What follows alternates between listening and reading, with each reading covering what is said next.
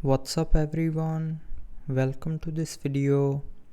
In this video I will show you how to fix the alarm no sound issue on your Redmi cell phone. So to fix this issue, first of all open the clock app.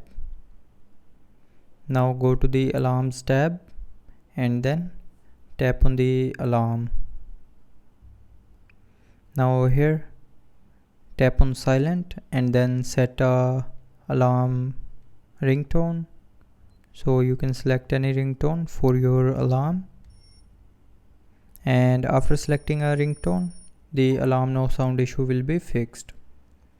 But after doing this, if you're still facing the issue, then you may have disabled the alarm. So to hear the alarm voice or sound, tap on this alarms button to turn it on, and after turning on this button you will hear the sound of alarm. But after turning on this button, if you still can't hear the alarm sound, then clear the cache memory of the clock app. So to clear it, tap and hold on the app icon and then tap on this information icon, and then scroll down and here tap on storage. Now to clear this cache memory, tap on clear data and from here select clear cache, and then from the pop-up tap on OK to confirm. And after that the cache memory will be cleared and the alarm no sound issue will be fixed.